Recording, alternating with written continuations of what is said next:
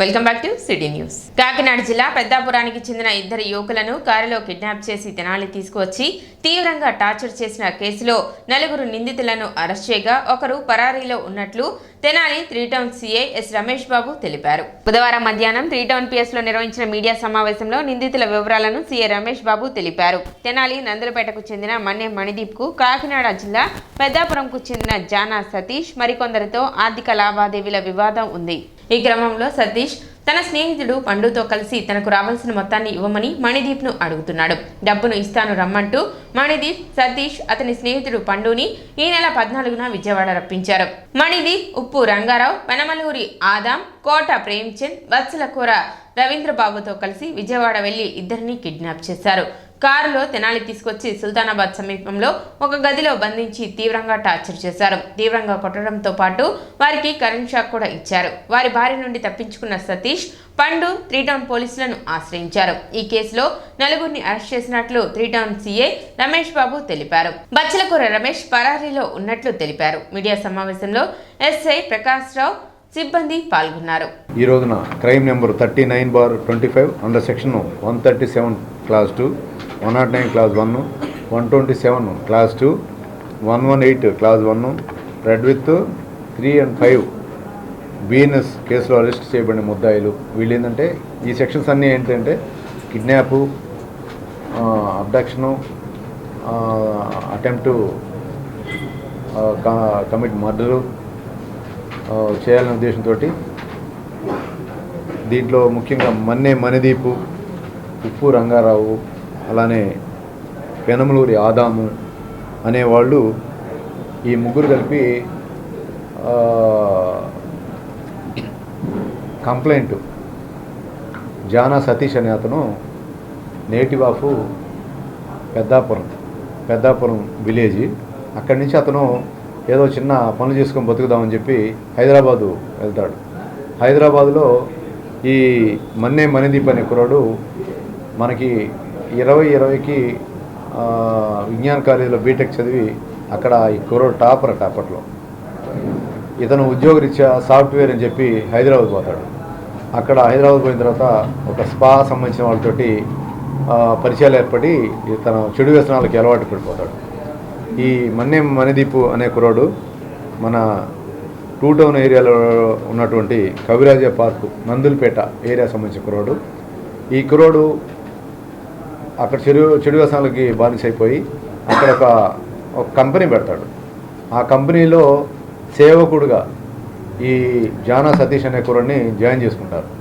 అరే ఈ కంపెనీ పెడతా ఉన్నాము, దీంట్లో ఏమన్నా నష్టాలు కానీ లాభాలు కానీ వచ్చినప్పుడు దాన్ని షేర్ చేస్తాము, నువ్వు కొంచెం జాగ్రత్తగా ఉంటారా, ఏమన్నా ప్రాబ్లమ్స్ కానీ వస్తే పోలీసు వాడు కానీ అంటే నేను పట్టుకోవడాలు ఏమైనా జరిగినప్పుడు నేనేదో నడుపుతుందని చెప్పు, నువ్వు జైలుకి పోతే నేను ఫైనాన్షియల్గా డబ్బులు పెట్టి తీసుకొస్తాను, నేను వెనకాలగా ఉంటే నీకు సపోర్ట్గా ఉంటుందని చెప్పి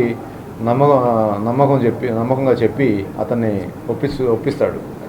అదేవిధంగా ఇతను 2024 ఫోర్త్ మంత్లో ఈ కంపెనీ మీద రైడ్ చేయడం, అట్లానే వాడేదో కేసులో ఇరుక్కోవడం, వాడు కోర్టులోకి వెళ్ళడం ఫిలిం నగర్ ఏరియాలో జరిగిందని చెప్పి అతను చెప్తాడు మౌఖికంగా. చెప్పిన తర్వాత అతనికి ఇవ్వాల్సిన 2 నెలల సంబంధించిన జీతము ఇవ్వకుండా ఈ మణిదీప్ ఎప్పుడైతే కేసు అవుతుందో ఈ మణిదీప్ అక్కడి నుంచి వచ్చేసి ఇక్కడ మన ఏరియాలో ఉన్నటువంటి వేమూరు ఏరియాలో ఇక్కడ ఒక మిర్చి సంబంధించిన మిషన్ పెట్టి మిర్చి పౌడర్ సంబంధించిన కంపెనీ నడుపుతూ ఉంటాడు. అతను పూర్తి నెగ్లెక్ట్ చేస్తాడు. అతను కాల్ చేసి విసిగిపోయి 13వ తారీఖు సాయంత్రము ఇతనితో కాల్ చేస్తాడు మణిదీప్ నాకు డబ్బులు ఇవ్వాలి కదా, ఏంది ఇవ్వడలేదు, నువ్వు ఈ విధంగా చేసావంటే కోర్టులో నువ్వు చేసిన తప్పుకి నేను శిక్ష అనుభవించడం ఏంటి, కోర్టులో నేను జడ్జి గారి సమక్షంలో చెప్తానని చెప్పి ఇతను చెప్పడం జరుగుతుంది. అప్పుడు ఇతను ఏం చేస్తాడు, ఈ పెనమలూరి ఆదాం అనే అతనుకి మిర్చి సప్లై చేస్తూ ఉంటాడు. పెనమలూరు ఆదాం ఏం చేస్తాడంటే అతను ఇక్కడ క్యాటరింగ్ వర్క్ నడుపుతూ ఉంటాడు. క్యాటరింగ్ సంబంధించిన యూనిట్ ఉంటుంది. అతను ఏం చేస్తాడు, అతని దగ్గర పనిచేసే ఉప్పు రంగారావు అనే కుర్రాడు రౌడీ షీట్ ఉంటాడు. అంటే నేను ఒక్కడనైతే కస్టమరా, ఉప్పు రంగారావు ఉన్నాడు నా శిష్యుడేవాడు అని చెప్పి వీళ్ళిద్దరూ మాట్లాడుకొని ఉప్పు రంగారావు సపోర్ట్ తీసుకొని అతని యొక్క జైల్లో కారు ఉంటుంది, ఆ కారులో వెళ్ళిపోయి 13వ తారీఖు రమ్ముంటే నేను 14 ఉదయం వస్తానంటాడు. ఆ ఉదయం వస్తాను వాడిని గుంటూరు మన విజయవాడ రైల్వే స్టేషన్కి పిలిపించుకొని అక్కడి నుంచి పికప్ చేసుకుంటాడు. పికప్ చేసుకొని నేరుగా అతని యొక్క సుల్తానాబాద్లో అతని యొక్క యూనిట్ ఉంటుంది. ఈ క్యాటరింగ్ సంబంధించి నడుపుతూ ఉంటారు. ఆ యూనిట్లో ఒక రూమ్ ఉంటుంది. ఆ రూమ్లో తీసుకెళ్ళి వాడిని కొట్టడం, ఎలక్ట్రికల్ షాక్ ఇవ్వడం, ఇబ్బంది పెట్టడం అన్నీ చేస్తారు. వాడి పక్కన తీసుకొచ్చిన సపోర్ట్ ఉన్న కుర్రోడిని కూడా పక్కన కూర్చోబెడతారు. కొట్టి వాడిని తీసుకెళ్ళి రైల్వే ట్రాక్ మీద పడేస్తామని చెప్పి వాడిని బెదిరించి గందరగోళం చేయడం జరుగుతుంది. ఈ లోపల వీడు తప్పించుకొని పారిపోయి మా పోలీస్ స్టేషన్కి వచ్చి రిపోర్ట్ చేయడం జరుగుతుంది. ముద్దాయిలు అక్కడి నుంచి పారిపోవడం జరుగుతుంది. మేము ఈ రోజున ఉదయం 9 గంటలకి నందివెలుగు దగ్గర ఉన్నటువంటి అక్కడ మేము వాళ్ళ ఇన్ఫర్మేషన్ వస్తే అక్కడి నుంచి మనం వాళ్ళని పకడ్బందీగా ప్లాన్ చేసి వాళ్ళు వెహికల్ అట్లానే ఈ 4 ముద్దాయిల్ని అక్కడ వెహికల్ ఆపి పట్టుకోవడం, ఈ రోజున తీసుకొచ్చి రిమాండ్కి రెడీ చేయడం జరుగుతాం. సర్వే ట్రస్ట్ ఆధ్వర్యంలో తెనాలిలోని జిల్లా ప్రభుత్వ వైద్యశాలలో 100 మంది హెచ్ఐవి బాధితులు, మరో 20 మంది లెప్రసీ రోగులకు నిత్యావసర సరుకులను పంపిణీ చేశారు. బియ్యం, కందిపప్పు, సబ్బులు, షాంపూలతో కూడిన సరుకుల కిట్ను వైద్యశాల మెడికల్ సూపరింటెండెంట్ డాక్టర్ సౌభాగ్యవాణి చేతుల మీదుగా పంపిణీ చేశారు. ఈ సందర్భంగా ఆమె మాట్లాడుతూ తెనాలి ఆర్టీ సెంటర్లో దాదాపు 6,000 మంది హెచ్ఐవి బాధితులు నిత్యం యార్టీ మందులను తీసుకుంటూ వారి జీవన ప్రమాణాన్ని పెంచుకుంటున్నారని, అలాంటి వారికి పోషకాలు అందించాలన్న లక్ష్యంతో సర్వే ట్రస్ట్ వారు నిత్యావసర సరుకులు అందించి ఆదుకోవడం ముదావహమని అన్నారు. ఈ సందర్భంగా వారికి కృతజ్ఞతలు తెలిపారు. ఈరోజు మన జిల్లా వైద్యశాలలోని ఏఆర్టీ సెంటర్ నందు హెచ్ఐవి రోగులకు అండ్ కొంతమంది హ్యాండ్సన్స్ డిసీజ్ పేషెంట్స్కు సర్వ్ ట్రస్ట్ చిలకలూరుపేట ఆర్గనైజేషన్ వారు రైస్ అండ్ ప్రొవిజన్స్ డిస్ట్రిబ్యూట్ చేయడానికి వచ్చారు. వారికి హాస్పిటల్ తరఫున థ్యాంక్స్ చెప్తున్నాను. అండ్ వారు ఫ్యూచర్లో కూడా ఇలానే సేవా కార్యక్రమాలు చేపట్టాలని కోరుకుంటున్నాను. సర్వే ట్రస్ట్ డైరెక్టర్ లీనా లావణ్య మాట్లాడుతూ తమ ట్రస్ట్ ద్వారా ఇప్పటికే అద్దంకి, చిలకలూరుపేట, నర్సరావుపేట ప్రాంతాల్లోని హెచ్ఐవి బాధితులకు సహాయం చేస్తున్నట్లు తెలిపారు. నర్సరావుపేటలో విద్యార్థులకు ఉచితంగా కంప్యూటర్ విద్య, మహిళలకు టైలరింగ్, మగ్గం వర్క్ నేర్పిస్తున్నట్లు తెలిపారు. తెనాలిలో విడతల వారీగా ప్రతి ఒక్క హెచ్ఐవి బాధితులకు సహాయం అందిస్తామని హామీ ఇచ్చారు. కార్యక్రమంలో వైద్యశాల RMO doctor Mallikarjunarao, ART centre nodal officer doctor Ankineedu Prasad, trust assistant director Shanti Asika, ART వైద్యులు డాక్టర్ రామకృష్ణ, డాక్టర్ స్నేహశ్రీ సిబ్బంది పాల్గొన్నారు. ఇక్కడ తెనాలిలో ఉన్న గవర్నమెంట్ హాస్పిటల్లో 100 హెచ్ఐవి పాజిటివ్ పీపుల్కి, 20 లెప్రసీ విక్టిమ్స్కి 10 కిలోలు బియ్యము, 1 కిలో కందిపప్పు, ఒక 2 సోప్స్ ఇస్తున్నాము. సర్వ్ ట్రస్ట్ ఇంకా చాలా కార్యక్రమాలు చేస్తున్నాము. Free computer school, free sewing schools, free after school programs, తర్వాత దోరణాల అడవుల్లో ఉన్న చెంచు వాళ్ళకు కూడా రేషన్ ప్రోగ్రామ్ ఇస్తున్నాము. అంతేకాకుండా స్పోకెన్ ఇంగ్లీష్, తర్వాత అడ్వాన్స్డ్ కంప్యూటర్ ఎడ్యుకేషన్, ఇవన్నీ సర్వ్ ట్రస్ట్ ద్వారా ఇస్తున్నాము. అద్దంకి, చిలకలూరుపేట, మార్కాపురం ఏరియాస్లలో ఉన్న హెచ్ఐవి పాజిటివ్ వాళ్ళకు కూడా 300 పీపుల్కి ఇలానే 10 కిలోలు బియ్యము, కిలో కందిపప్పు, సోప్స్ ప్రతి నెల ఇస్తున్నాము. ఇక్కడికి దాదాపు ఒక 6,000 మంది పైగా ప్రతి నెల మందులు తీసుకుంటున్నారు హెచ్ఐవికి. అలానే లెప్రసీ పేషెంట్స్ కూడా మేము సర్వీస్ ఇస్తున్నాం. వీళ్ళకి సపోర్టివ్గా ఉండడం కోసం నర్సరావుపేట సర్వ్ ట్రస్ట్ వాళ్ళు ఈ ఆర్గనైజేషన్ నుంచి ప్రతి నెల ఒక 100 మందికి బియ్యము, కందిపప్పు, సబ్బులు లాంటివి, మరియు ఒక 20 మందికి కుష్ఠవ్యాధిగ్రస్తులకు కూడా ఈ సపోర్ట్ ఇవ్వడం జరుగుతుంది. వీళ్ళు అనేక సేవా కార్యక్రమాలతో పాటు తెనాలి దాకా కూడా వచ్చి ఈ అవకాశం మా పేషెంట్కి ఇచ్చినందుకు చాలా కృతజ్ఞతలు. ప్రకాశం జిల్లాలో, గుంటూరు జిల్లాలో, పల్నాడు జిల్లాలో మరి అనేక చోట్ల వీళ్ళు ఇదే కార్యక్రమాలని నిర్వహిస్తున్నారు. గత 20 సంవత్సరాలుగా వాళ్ళతో అసోసియేట్ అయ్యి నేను కూడా పనిచేస్తున్నాను.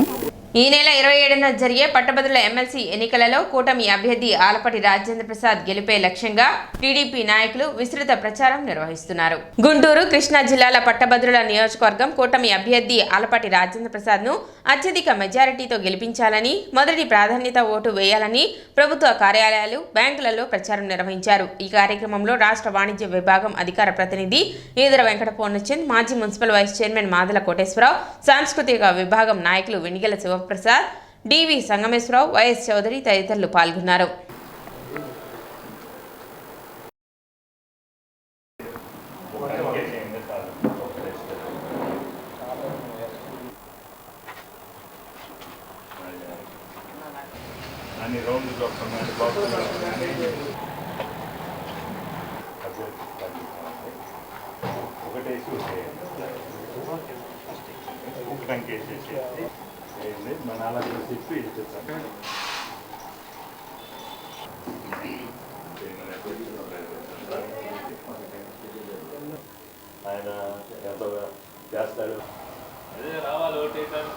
కృష్ణా గుంటూరు జిల్లాలో ఎమ్మెల్సీ అభ్యర్థిగా పోటీ చేస్తుంటే గౌరవనీయులు మాజీ మంత్రులు శ్రీ ఆలపాటి రాజేంద్ర గారికి మద్దతుగా ఈ రోజున ఆర్ఎండ్బి ఆఫీసు, అలాగే బ్యాంకులు అవన్నీ కూడా మరి వారి కోసం క్యాంపెయిన్ చేయడం జరుగుతుంది.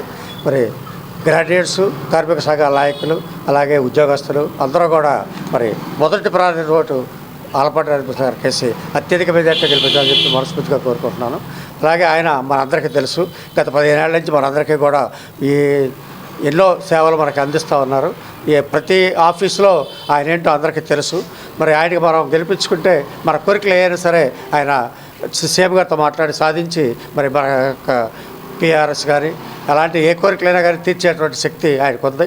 ఉమ్మడి కృష్ణా గుంటూరు జిల్లాల శాసనమండలి పట్టభద్రుల నియోజకవర్గం అభ్యర్థిగా డెల్టా టైగర్ ఆలపాటి రాజేంద్ర ప్రసాద్ గారు కూటమి అభ్యర్థిగా పోటీ చేస్తున్నారు. వారిని అత్యధిక మెజార్టీతో గెలిపించమని చెప్పేసి ఈరోజు ప్రభుత్వ కార్యాలయాలు, బ్యాంకుల్లో క్యాంపెయిన్ చేయడం జరుగుతుంది.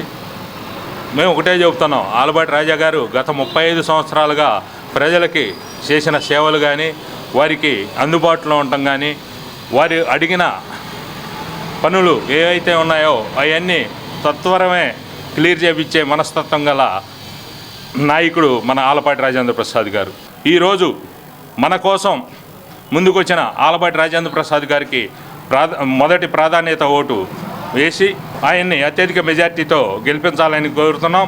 విధి నిర్వహణలో అంకిత భావంతో పనిచేసే 52 సంవత్సరాలు కలిగిన హోంగార్డ్ ఎద్దు శ్రీనివాస్ అకాల మరణం బాధాకరమని rural SI Pratap Kumar, Kolipara SI కోటేశ్వరరావులు అన్నారు. తెనాలి రూరల్ పోలీస్ స్టేషన్లో హోంగార్డుగా పనిచేస్తున్న ఎద్దు శ్రీనివాస్ గుండెపోటుతో మృతి చెందారు. తెనాలిలోని పాండురంగపేటలో శ్రీనివాస్ ఇంటి వద్ద ఆయన మృతదేహాన్ని rural SI Pratap Kumar, Kolipara SI Koteswararao, పలువురు పోలీస్ సిబ్బంది కలిసి సందర్శించి పూలమాలలతో నివాళులు అర్పించారు.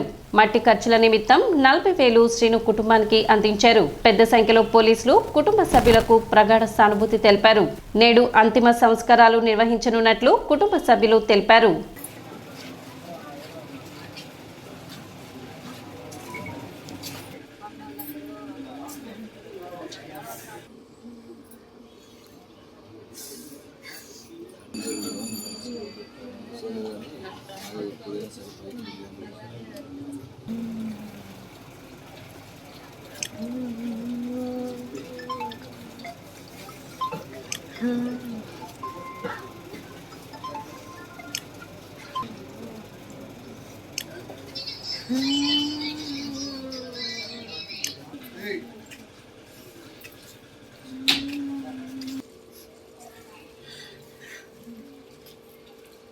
చాలా విషాదకరమైన వార్త వినాల్సి వచ్చింది. మా తోటి హోంగార్డ్గా చేస్తూ మా స్నేహితుడు ఎద్దు శ్రీనివాస్ సడన్గా స్ట్రోక్ వచ్చిందనే విషయం వినేసరికి మాకు ఏం మాట్లాడాలో అర్థం కాని పరిస్థితి వచ్చింది. ఎలాంటి అనారోగ్యం లేకుండా సడన్గా స్ట్రోక్ రావటం, అతను మరణించాడనే వార్త వినగానే మేము జీర్ణించుకోలేకపోయాం.